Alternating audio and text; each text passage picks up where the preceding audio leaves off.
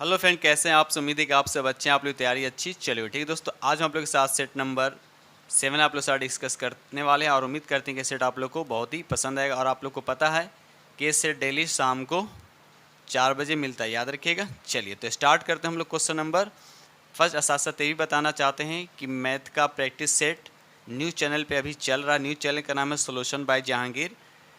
Telegram पे link दे दिएगा, आप वहाँ पर जाएं और वहाँ से आप सीधा चैनल पे चले जाइएगा। ठीक है दोस्त, याद रखिए सोल्यूशन बाय जहांगीर। ठीक है, चलिए तो स्टार्ट करते हैं हम लोग। और वहाँ पर अभी इडोटेरिया का प्रैक्टिस सेट चला, अभी 2 सेट हो चुका है। ठीक है, चलिए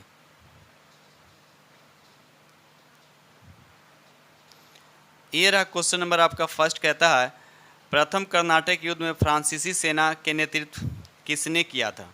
प्रथम कर्नाटक युद्ध में फ्रांसीसी सेना का नेतृत्व किसने किया था? तो याद रखिए इसका राइट आंसर आपका ए हो जाएगा, डुप्ले ने किया था। किसने किया था? डुप्ले ने किया था। ठीक है, चलिए ये रहा क्वेश्चन नंबर आपका 2। कहता है चुआर विद्रोह कब हुआ था? चुआर विद्रोह कब हुआ था? याद रखिए इसका राइट आंसर आपका 1766 होगा। याद रखिए 1766। चलिए राघव 3 कहता है द्वैध शासन प्रणाली का जन्मदाता निम्न में से कौन था? तो याद रखिए इसका राइट आंसर आपका डी होगा, लियोनेल कार्टिस। याद रखिए लियोनेल कार्टिस। ठीक है दोस्त, चलिए आगे बढ़ते question number next. Question number यहाँ 4 कहता है महार आंदोलन का नेतृत्व किसने किया था? तो याद रखिए इसका राइट आंसर आपका सी हो जाएगा, BR अम्बेडकर ने। ठीक है, चलिए ये रहा क्वेश्चन नंबर आपका 5। क्वेश्चन नंबर 5 कहता है गीता रहस्य किसने लिखा था? तो इसका राइट आंसर आपका बी हो जाएगा, बाल गंगाधर तिलक ने लिखा था। ठीक है, चलिए ये रहा क्वेश्चन नंबर आपका 6। क्वेश्चन नंबर 6 कहता है अखिल भारतीय राज्य जन परिषद का गठन कब किया गया था? इसका राइट आंसर आपका बी हो जाएगा 1927 में। याद रखिएगा 1927 में। क्वेश्चन नंबर 7 कहता है भारतीय राष्ट्रीय कांग्रेस, मुस्लिम लीग और अखिल भारतीय खिलाफत समिति के अध्यक्ष पद के लिए चुने गए एकमात्र व्यक्ति कौन है? तो याद रखिए इसका राइट आंसर आपका ए हो जाएगा, हकीम अजमल खान। याद रखिए हकीम अजमल खान। ठीक है, चलिए ये रहा क्वेश्चन नंबर आपका 8। कहता है इंडियन नेशनल कांग्रेस केवल एक सूक्ष्म अल्पसंख्यक का प्रतिनिधित्व करता है, यह किसका एक राय था? तो याद रखिए इसका राइट आंसर आपका बी हो जाएगा, लॉर्ड डफरिन का। याद रखिएगा लॉर्ड डफरिन का। ठीक है, क्वेश्चन नंबर 9 कहता है सोम प्रकाश नामक पत्रिका का संबंध किससे है? तो याद रखिए इसका राइट आंसर आपका ये हो जाएगा ईश्वर चंद्र विद्यासागर से। याद रखिएगा ईश्वर चंद्र विद्यासागर से। ठीक है, चलिए रहा क्वेश्चन नंबर आपका 10। क्वेश्चन नंबर 10 कहता है द इंडियन नेशनल समाचार पत्र की स्थापना निम्न में से किसने की थी? इसका राइट आंसर आपका सी हो जाएगा, महाराजा कामेश्वर। याद रखिए महाराजा कामेश्वर सिंह। ठीक है, चलिए आगे बढ़ते हैं हम लोग। ये रहा क्वेश्चन नंबर आपका 11 कहता है भारत में सबसे लंबे समय तक शासन करने वाले वायसराय कौन थे? तो याद रखिए इसका राइट आंसर आपका ये हो जाएगा, लॉर्ड लियन लिथगो। याद रखिए लॉर्ड लियन लिथगो। ठीक है, चलिए आगे बढ़ते हम लोग क्वेश्चन नंबर नेक्स्ट। ये रहा क्वेश्चन नंबर आपका 12 कहता है निम्नलिखित में कौन से नेता खिलाफत आंदोलन से जुड़े हुए थे? ये आपसे पूछा जा रहा है। तो यहाँ पर देखा है तो उपयुक्त में से सभी हो, मोहम्मद अली भी थे, मौलाना अबुल कलाम आज़ाद भी और चित्तरंजन दास भी। ठीक है, तो ऑप्शन डी इस क्या हो जाएगा, करेक्ट आंसर हो जाएगा। ठीक है, चलिए ये रहा क्वेश्चन नंबर आपका 13 कहता है आधुनिक भारत में युगांतर आश्रम था, तो कैसा आश्रम था? तो याद रखिए इसका राइट आंसर आपका ए हो जाएगा, गदर पार्टी का क्या था, मुख्यालय। याद रखिएगा। चलिए ये रहा क्वेश्चन नंबर आपका 14 कहता है सविनय अवज्ञा आंदोलन वापस ले लिया गया था। ठीक है ना, सविनय अवज्ञा आंदोलन जो है वापस ले लिया गया था। तो इसका राइट आंसर क्या हो जाएगा, डी हो जाएगा, 1934 में गांधी जी के द्वारा वापस ले लिया गया था। ठीक है, चलिए ये रहा क्वेश्चन नंबर आपका 15। क्वेश्चन नंबर 15 कहता है आधुनिक भारतीय इतिहास के संदर्भ में निम्नलिखित पर विचार करना। ठीक है, तो यहाँ पर आपको देखा जाए तो उसके बाद यहाँ लिखा भारतीय इतिहास के निम्नलिखित घटनाओं का सही क्रम सबसे पहले से शुरुआत करें। सबसे पहले इसमें कौन हुआ था? ठीक है, तो यहाँ पर देखा जाए तो सबसे पहले पिट्स इंडिया एक्ट, यानी पिट्स इंडिया एक्ट हो जाएगा सबसे पहले। तो देखा जाए तो पहला ही ऑप्शन यहाँ पर देखिए डी में दे रखा, पहले डी 4 दे रखा है, इसका मतलब आपका ये आपका राइट आंसर हो जाए। बाकी आप लोग मिला लीजिएगा। चलिए रहा क्वेश्चन नंबर आपका 16। क्वेश्चन नंबर 16 कहता है मौर्य साम्राज्य के संस्थापक कौन था। मौर्य साम्राज्य के संस्थापक कौन था, तो याद रखिए बहुत इजी क्वेश्चन है, चंद्रगुप्त मौर्य। याद रखिएगा चंद्रगुप्त मौर्य। कमेंट सेक्शन में बताइए कि मौर्य साम्राज्य का अंतिम शासक कौन था, कमेंट्स में जरूर बताइएगा, ठीक है। क्वेश्चन नंबर 17 कहता है बलदेव सहाय ने किस दौरान अधिवक्ता के पद से इस्तीफा दिया था, तो इसका राइट आंसर आपका बी हो जाएगा, भारत छोड़ो आंदोलन के समय। याद रखिए भारत छोड़ो आंदोलन के समय, ठीक है। क्वेश्चन नंबर यहाँ पे 18 कहता है पाकिस्तान शब्द सबसे पहले किसने दिया था। पाकिस्तान शब्द जो है सबसे पहले किसने दिया था, तो याद रखिए इसका राइट आंसर आपका बी होगा, चौधरी रहमत अली। याद रखिएगा चौधरी रहमत अली, ठीक है। क्वेश्चन नंबर 19 कहता है भारतीय सरकार अधिनियम 1935 के बारे में किसने कहा यह बंधन का एक नया चार्टर है। किसने कहा था, तो याद रखिए इसका राइट आंसर आपका ए हो जाएगा, जवाहरलाल नेहरू ने कहा था, ठीक है। चलिए आगे बढ़ते हम लोग। ये रहा क्वेश्चन नंबर आपका 20 कहता है नमक सत्याग्रह के दौरान महात्मा गांधी जी के गिरफ्तार कर लिए जाने के बाद आंदोलन का नेतृत्व किसने किया था। किसने किया, तो बहुत बारी क्वेश्चन डिस्कस हो चुका है, तो याद रखिए इसका राइट आंसर आपका ए हो जाएगा, सरोजिनी नायडू। याद रखिए सरोजिनी नायडू, ठीक है। चलिए आगे बढ़ते। क्वेश्चन नंबर 21 कहता है किस युग में मनुष्य ने अस्थायी जीवन जीना प्रारंभ किया, बताइए इसका राइट आंसर क्या हो जाएगा, डी हो जाएगा, नवपाषाण युग। याद रखिएगा नवपाषाण युग, ठीक है। चलिए ये रहा क्वेश्चन नंबर आपका 22 कहता है मगध की प्रारंभिक राजधानी कौन सी थी। मगध की प्रारंभिक राजधानी कौन सी थी, याद रखिए इसका राइट आंसर आपका सी हो जाएगा, राजगिरी, यानी जिसको गिरिब्रज भी कहा जाता है। चलिए क्वेश्चन नंबर यहाँ पर 23 कहता है हुनों का पहला आक्रमण निम्नलिखित में से किस गुप्त शासक के दौरान हुआ था, ठीक है। तो यहाँ पर देखा जाए तो स्कंदगुप्त या कुमारगुप्त, स्कंदगुप्त तो नहीं होगा।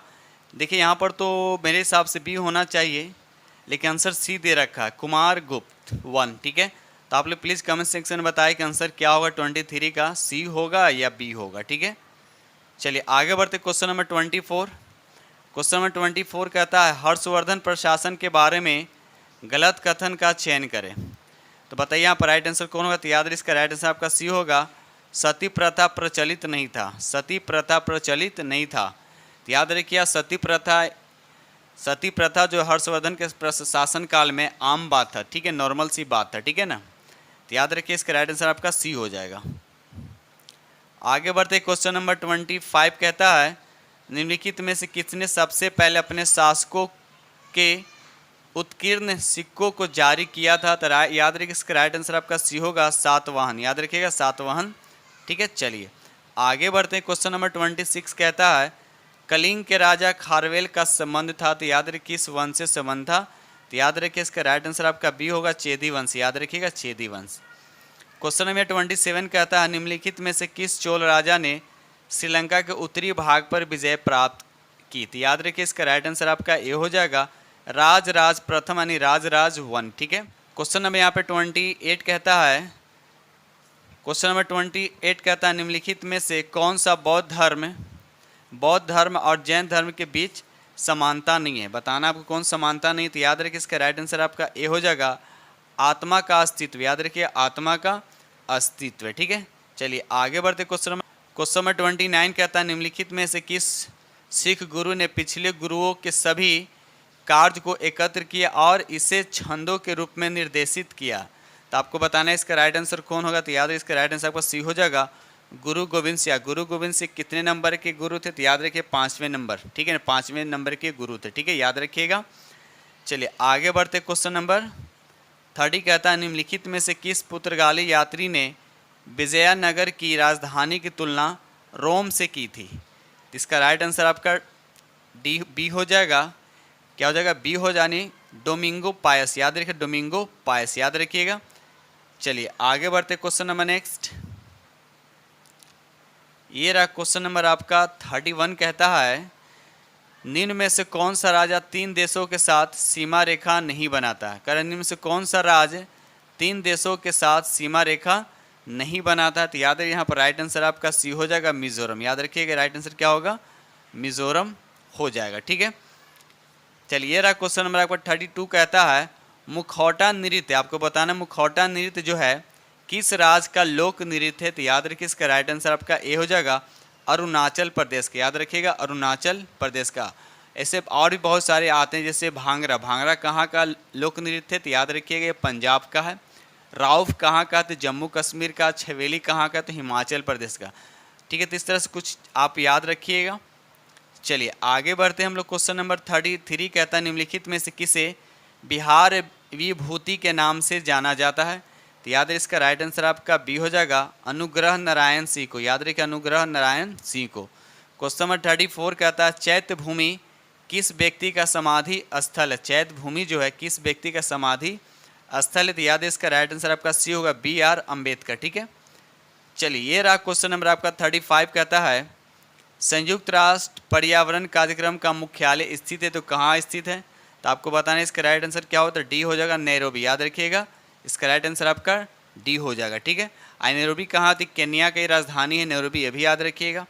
क्वेश्चन नंबर 36 कहता है कृष्ण क्रांति किससे संबंधित है, कृष्ण क्रांति किससे संबंधित है, तो याद रखिए इसका राइट आंसर आपका बी हो जाएगा पेट्रोलियम उत्पादन से संबंधित है। ठीक है, चलिए ये रहा क्वेश्चन नंबर आपका 37 किसके नेतृत्व में चिपको आंदोलन को बल दिया गया था। देखिए ये भी क्वेश्चन बहुत बार रिपीट हुआ है, तो याद रखिए इसका राइट आंसर आपका क्या होगा, बी हो जाएगा सुंदरलाल बहुगुणा, याद रखिए सुंदरलाल बहुगुणा। ठीक है, क्वेश्चन नंबर 38 कहता है शिक्षा के संदर्भ में समाजीकरण से तात्पर्य है, तो आपको क्या तात्पर्य है, तो याद रखिए इसका राइट आंसर आपका डी हो जाएगा सामाजिक वातावरण में अनुकूलन और समायोजन। ठीक है, चलिए आगे बढ़ते हैं। क्वेश्चन नंबर यहाँ पे 39 कहता है डिसलेक्सिया मुख्यतः डैश दे रखा है किस समस्या के साथ संबंधित है, आपको बताना है किसके साथ ये संबंधित है, तो याद रखिए इसका राइट आंसर आपका बी हो जाएगा पढ़ने की समस्या, याद रखिए पढ़ने की समस्या। ठीक है, चलिए रहा क्वेश्चन नंबर आपका 40 कहता है एक शिक्षक पढ़ाते समय श्रव्य दृश्य सामग्रियों एवं शारीरिक गतिविधियों को प्रयोग करता है, क्योंकि आपको बताना है क्योंकि इसका राइट आंसर आपका ए हो जाएगा अधिगम वृद्धि में अधिकतम इंद्रियों का उपयोग करते हैं, याद रखिए इसका राइट आंसर आपका ए हो जाएगा। ठीक है, चलिए आगे बढ़ते क्वेश्चन नंबर यहाँ 41 कहता है वर्तमान में केंद्रीय सतर्कता आयुक्त कौन है, तो याद है इसका राइट आंसर आपका बी हो जाएगा प्रवीण कुमार श्रीवास्तव। याद रखिए कहता है विश्व के सबसे ऊंचे युद्ध क्षेत्र सियाचिन ग्लेशियर में तैनात होने वाले भारतीय सेना की पहली महिला अधिकारी, पूछा जाए कि पहली महिला अधिकारी है तो कौन है, तो इसका राइट आंसर आपका बी हो जाएगा शिवा चौहान, याद रखिएगा शिवा चौहान। चलिए आगे बढ़ते क्वेश्चन नंबर 43। क्वेश्चन नंबर 43 कहता है 80वें वार्षिक गोल्डन ग्लोब अवार्ड 2023 में तेलुगु फिल्म RRR के गीत नाटू नाटू के सर्वश्रेष्ठ मूल गीत का पुरस्कार जीता, यह इस गीत के गीतकार कौन है, यह आपसे पूछा जा रहा था, याद इसका राइट आंसर आपका सी होगा चंद्र बोस, याद रखिएगा चंद्र बोस। ठीक है, चलिए आगे बढ़ते क्वेश्चन नंबर यहाँ पर 44 कहता है निम्नलिखित में से किस देश के केंद्रीय बैंक के साथ भारतीय रिजर्व बैंक ने दिसंबर 2022 के मुद्रा स्वैप समझौते पर हस्ताक्षर किए, तो याद है इसका राइट आंसर आपका ए हो जाएगा मालदीव, याद रखिएगा मालदीव। ठीक है, चलिए आगे बढ़ते क्वेश्चन नंबर यहाँ 45 कहता है दिसंबर 2023 में भारत के लिए मेट्रो रेल कॉरपोरेशन की जापान दूतावास के द्वारा प्रशस्ति पत्र से सम्मानित किया गया है, तो आपको बताना है किस मेट्रो रेल को, तो याद रखिए इसका राइट आंसर आपका बी हो जाएगा दिल्ली मेट्रो रेल को, याद रखिए दिल्ली मेट्रो को। ठीक है, चलिए ये रहा क्वेश्चन नंबर आपका 46। क्वेश्चन नंबर 46 कहता है संचार प्रणाली में वाल्व का कार्य क्या है, वाल्व का क्या कार्य है, तो याद रखिए इसका राइट आंसर आपका ए हो जाएगा रक्त के बैंक फ्लो को रोकने के लिए, रक्त के बैक फ्लो को रोकने के लिए। ठीक है, चलिए आगे बढ़ते हम लोग। ये रहा क्वेश्चन नंबर आपका 47। क्वेश्चन नंबर 47 कहता है निम्नलिखित में से कौन सा हार्मोन गुर्दे द्वारा उत्सर्जित पानी की मात्रा को क्या करता है, नियंत्रित करता है, तो याद है इसका राइट आंसर आपका सी होगा एंटी डायोयूरेटिक, याद रखिए क्या नाम है एंटी डायोयूरेटिक हार्मोन्स। ठीक है, याद रखिए जिसको शॉर्ट में बोलते हैं ADH। ठीक है, चलिए ये रहा क्वेश्चन नंबर आपका 48। क्वेश्चन नंबर 48 कहता है निम्नलिखित में से कौन से गुर्दे की पथरी का एक समान कारण, तो याद है इसका राइट आंसर आपका ए होगा निर्जलीकरण, याद रखिए निर्जलीकरण। करण। क्वेश्चन नंबर 49 कहता है निम्नलिखित में से कौन सा पादप हार्मोन मुख्यतः बीजों के अंकुरन में भाग लेते हैं, बीजों के अंकुरन में भाग लेते हैं। तो याद रखिए इसका राइट आंसर आपका ए हो जाएगा जिब्रेलिल। याद रखिए जिब्रेलिल। जिब्रेलिल हार्मोन का प्रयोग करके बीज रहित फलों को उत्पादन में किया जाता है। ठीक है, चलिए ये रहा क्वेश्चन नंबर आपका 50। कहता है डबल ईजी एन ईजी किसके कार्य को रिकॉर्ड करने के लिए उपयोग किया जाता है। तो याद इसका आप लोगों को तो पता होगा, याद इसका राइट आंसर क्या होगा मस्तिष्क यानी ब्रेन। याद रखिएगा। चलिए क्वेश्चन नंबर यहाँ पे 51 कहता है आँख किस रंग के प्रति सबसे अधिक संवेदनशील होती है। ठीक है, तो यहाँ पर अगर देखा जाए ऑप्शन में, तो यहाँ पर ऑप्शन ए और बी में डाउट है, पीला और हरा। मेरे हिसाब से तो ए होना चाहिए, लेकिन ऑप्शन यहाँ पर बी दे रखा है, ऑप्शन आपका बी दे रखा है, लेकिन थोड़ा सा देखिएगा कि ए होगा या बी होगा। तो इसका राइट आंसर क्या होगा 51 का। चलिए आगे बढ़ते क्वेश्चन नंबर 52। मलेरिया का इलाज क्या है, मलेरिया का इलाज क्या है। तो याद है इसका राइट आंसर इनमें से कोई नहीं होगा, यानी राइट आंसर क्या होगा डी हो जाएगा। राइट आंसर क्या हो जाएगा आपका डी होगा। ठीक है, क्वेश्चन नंबर 53 कहता है पायरिडॉक्सिन निम्न में से किस विटामिन का रासायनिक नाम है। तो याद रखिए इसका राइट आंसर आपका सी हो जाएगा विटामिन 6। याद रखिए विटामिन B6 का। ठीक है, याद रखिएगा। चलिए और इसकी कमी से क्या होता है एनीमिया तथा त्वचा में क्या होता है रोग होता है। याद रखिएगा। क्वेश्चन नंबर 54 कहता है प्रकाश संश्लेषण में केल्विन चक्र का प्राथमिक कार्य क्या। तो याद रखिए इसका राइट आंसर आपका बी हो जाएगा कार्बन डाइऑक्साइड को कार्बनिक यौगिकों में बदलने के लिए। याद रखिएगा बदलने के लिए। ये रहा क्वेश्चन नंबर आपका। चलिए क्वेश्चन नंबर 55 कहता है विद्युत चुम्बकीय तरंग का वेग क्या होता है। देखिए इसका वेग जो होता है प्रकाश के वेग के बराबर होता है। ठीक है, तो यहाँ पर देखा है तो प्रकाश वेग कितना होता है 3 × 10⁸ मीटर पर सेकेंड होता है। तो ऑप्शन आपका ए क्या हो जाएगा करेक्ट आंसर हो जाएगा। ठीक है, क्वेश्चन नंबर 55 कहता है किसी विलयन में हाइड्रोजन आयनों यानी हाइड्रोजन आयन की सांद्रता को मापने के लिए किस उपकरण का उपयोग किया जाता है। तो याद है इसका राइट आंसर आपका ए हो जाएगा pH स्केल। याद रखिएगा pH स्केल। ठीक है, चलिए pH स्केल से बहुत से क्वेश्चन आते हैं। जिसका pH मान 7 से कम होता है वह एसिडिक होता है, जिसका pH मान 7 से ज़्यादा होता है वह क्या होता है क्षारीय होता है, जिसका pH मान 7 होता है वह उदासीन होता है। तो ये सब याद रखिएगा। क्वेश्चन नंबर 57 कहता है गुरुत्वीय त्वरण यानी जी के संबंध में निम्नलिखित में से कौन सा कथन आपका सत्य है ये बताना है। तो याद है इसका राइट आंसर आपका सी होगा यह ऊंचाई बढ़ने के साथ साथ क्या होता है घटती जाती है। याद रखिएगा घटती जाती है। ठीक है, चलिए आगे बढ़ते क्वेश्चन नंबर यहाँ 58 कहता है जब पानी को गर्म किया जाता है तो कौन सा गुण घट जाता है, उसमें कौन सा गुण घटता है। तो याद है इसका डेंसिटी क्या हो जाता है कम हो जाता है। क्यों 59 कहता है धातुओं की विद्युत चालकता पर बढ़ते तापमान का क्या प्रभाव पड़ता है। तो याद रखिएगा जब किसी विद्युत की चालकता पर ताप अगर बढ़ता है तो उसकी चालकता क्या होता है घट जाता है। याद रखिए उसकी चालकता क्या होता है घट जाता है। याद रखिए वही अगर अति चालक कोई पदार्थ होता है तो उसमें जब टेम्परेचर बढ़ता है तो उसकी चालकता बढ़ जाता है। लेकिन यहाँ पर चालक की बात कर किसी विद्युत चालक की बात कर रहा है तो टेम्परेचर बढ़ने पे क्या होता है इसकी चालकता क्या होता है घट जाता है। ये चीज़ याद रखिएगा। चलिए आगे बढ़ते क्वेश्चन नंबर 60 निम्न में से वह कौन सा गैस है जो सोडियम कार्बोनेट के साथ सल्फ्यूरिक अम्ल के से अभिक्रिया के बाद प्राप्त होता है। बिल्कुल इजी क्वेश्चन आप लोग को पता होगा। याद इसका राइट आंसर आपका सी होगा यानी कार्बन डाइऑक्साइड। याद रखिएगा कार्बन डाइऑक्साइड। आगे बढ़ते हम लोग क्वेश्चन नंबर नेक्स्ट।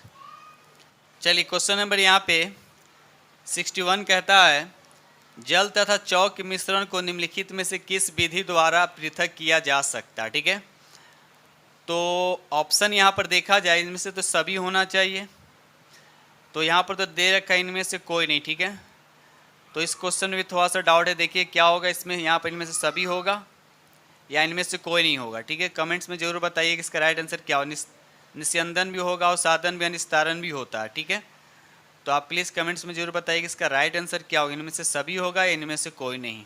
ठीक है, चलिए आगे बढ़ते हैं हम लोग question number next.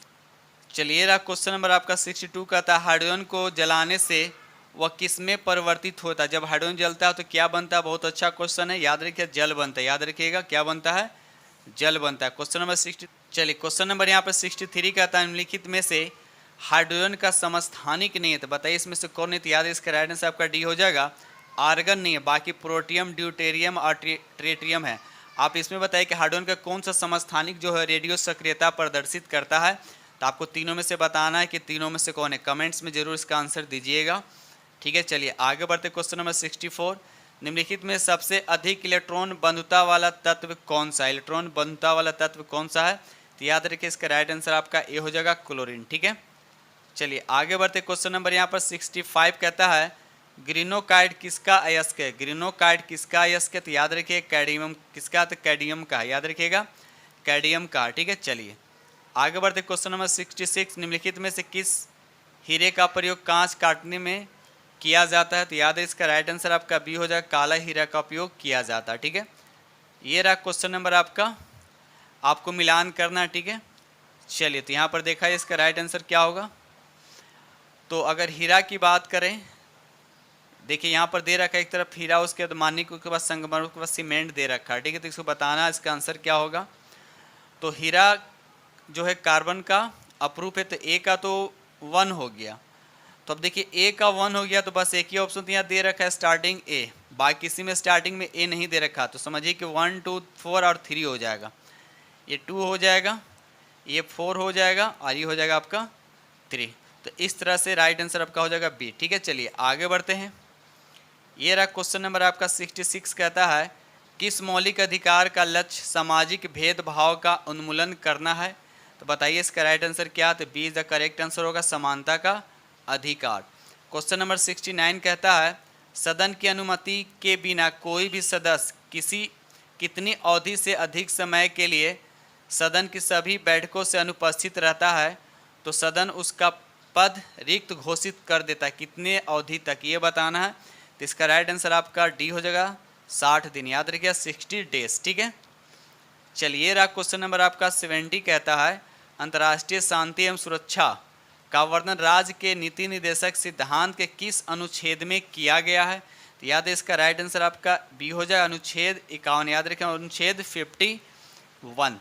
Question number 71 कहता है किस अनुच्छेद के तहत राज्यसभा संसद को राज्य सूची के विषयों पर विधि बनाने हेतु अधिकृत कर सकती? तो बताना किस अनुच्छेद के तहत। इसका राइट आंसर आपका बी हो जाएगा, अनुच्छेद 249। ठीक है, चलिए आगे बढ़ते हम लोग question number next. Question number 72 कहता है निम्नलिखित में से किस अनुच्छेद के अंतर्गत नियंत्रक और महालेखा परीक्षक को कर्तव्य एवं शक्ति प्रदान किया गया? तो याद रखिए इसके राइट आंसर आपका बी हो जाएगा, 149, याद रखिएगा 149 के तहत, याद रखिएगा। चलिए आगे बढ़ते। क्वेश्चन नंबर 73 कहता है संसद का व्यय लेखा जोखा निम्नलिखित में से कौन देख करता है? ठीक है, तो वही नियंत्रक महालेखा परीक्षक ही करता है।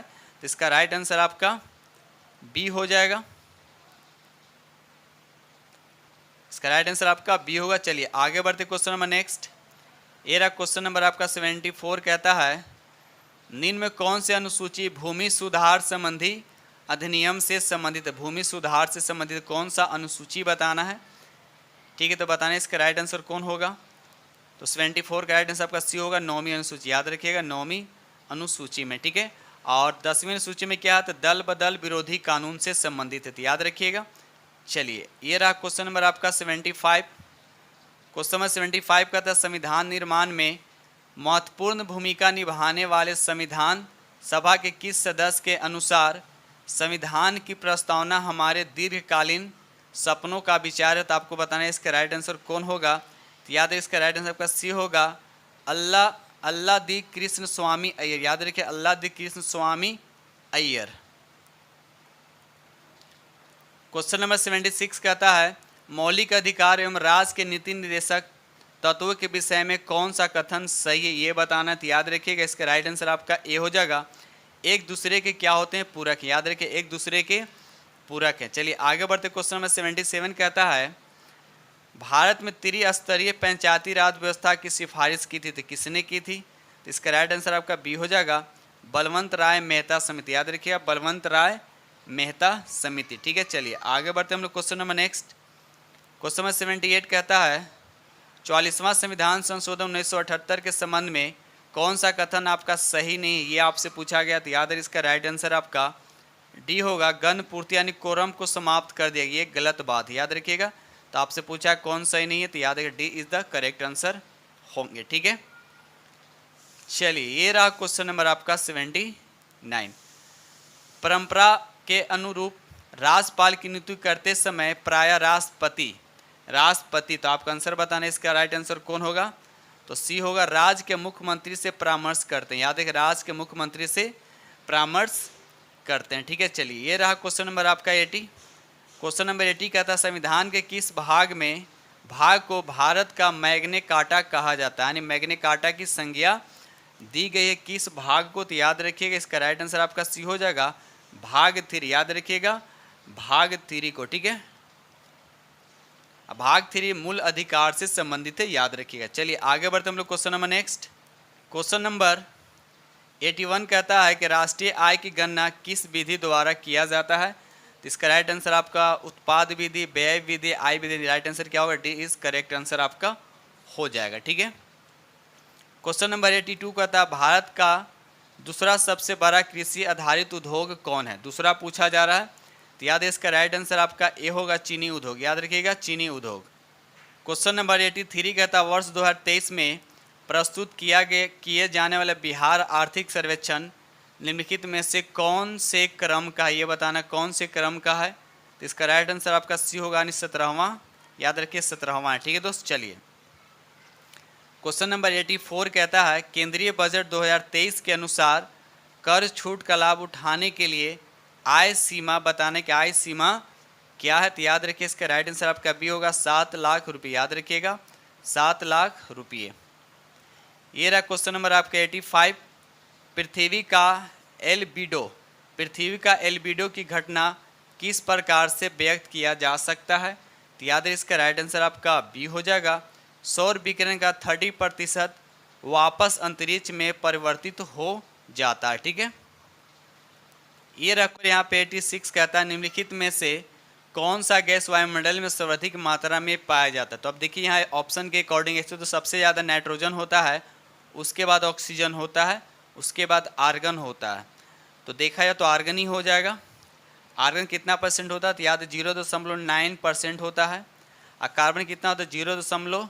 0.03% होता है। इस तरह से याद रखिएगा। तो पूछा रहा सर्वाधिक मात्रा में इस ऑप्शन के अकॉर्डिंग, तो सी इज करेक्ट आंसर हो जाएगा। ठीक है, चलिए आगे बढ़ते हैं हम लोग। क्वेश्चन नंबर 87 कहता है निम्नलिखित में से कौन प्रशांत महासागर की ठंडी जलधारा है? तो याद है इसका राइट आंसर आपका ये हो जाएगा, कैलिफोर्निया धारा जो है ये प्रशांत महासागर की ठंडी जलधारा है। ठीक है, चलिए आगे बढ़ते। क्वेश्चन नंबर 88 कोयला भंडार में निम्नलिखित में कौन सा देश प्रथम स्थान पे? कोयला भंडार की बात किया जाती है। याद रखिएगा इसका राइट आंसर आपका बी हो जाएगा, अमेरिका। यानी भंडारण की बात किया, अगर उत्पादन पूछता विश्व में कोयला भंडारण यूएस प्रथम स्थान है, लेकिन अगर उत्पादन पूछता यहाँ पे तो चीन हो जाता है। ये ध्यान रखिएगा, यहाँ भंडारण की बात किया जा रहा है। तो भंडारण सबसे ज़्यादा कौन करता है? अमेरिका करता है। और कोयला सबसे ज़्यादा उत्पादन कौन करता है? तो चीन करता है। याद रखिएगा। चलिए आगे बढ़ते हैं हम लोग क्वेश्चन नंबर नेक्स्ट। ये रहा क्वेश्चन नंबर आपका 89 का था दक्षिण भारत की सबसे ऊंची चोटी कौन है? ये भी क्वेश्चन बहुत बार डिस्कस हो चुका है। तो याद इसका राइट आंसर का सी होगा, अनाईमुदी। याद रखिए अनाईमुदी। इसकी हाइट कितना है? तो याद रखिए 2695 मीटर। याद रखिए 2695 मीटर इसकी क्या है? हाइट है। ठीक है, चलिए आगे बढ़ते। क्वेश्चन नंबर 90 कहता है निम्नलिखित में से किस सागर या झील सबसे अधिक लवणता है, मतलब सॉल्टी है, ये पूछा जा रहा है। तो इसका राइट आंसर आपका क्या हो जाएगा? सी हो जाएगा, यानी वान झील। याद रखिएगा, वान झील। ठीक है, चलिए आगे बढ़ते हम लोग क्वेश्चन नंबर नेक्स्ट।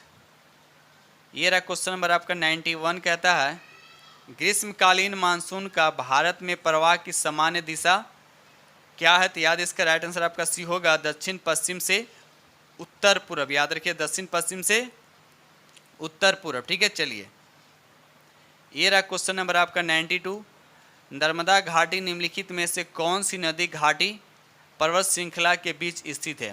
पूछा है कि नर्मदा घाटी जो है निम्नलिखित में से कौन सी नदी घाटी पर्वत श्रृंखला के बीच स्थित है, यह आपसे पूछा जा रहा है। तो याद है इसका राइट आंसर आपका ए हो जाएगा, सतपुरा और विंध्याचल के बीच में। याद रखिए सतपुरा और विंध्याचल के बीच में। आगे बढ़ते हम लोग क्वेश्चन नंबर क्वेश्चन नंबर यहाँ पे 93 कहता है भारत और अफगानिस्तान के बीच निम्न में कौन सी रेखा खींची गई है?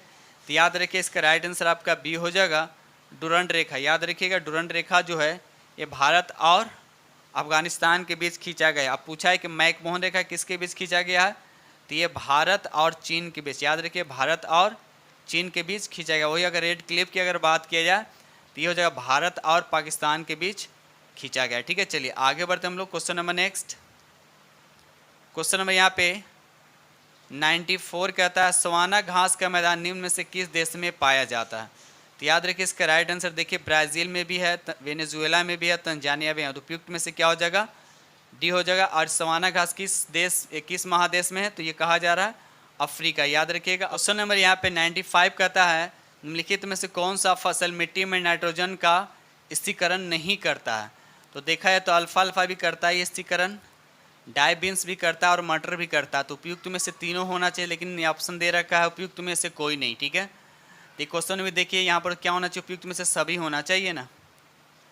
ठीक है, यहाँ पर तीनों हो, ऐसे राइट आंसर आपका डी दे रखा है, उपयुक्त में से कोई नहीं। ठीक है, चलिए आगे बढ़ते। क्वेश्चन नंबर यहाँ पे 96 कहता है पर्यावरण किससे बनता है। पर्यावरण किससे बनता है, तो याद रखिएगा जीवीय घटकों से भी बनते हैं, भू आकृति घटकों से बनता है और अजैव घटकों से बनता है। तो उपयुक्त में से सब यानी डी इस करेक्ट आंसर हो जाएगा।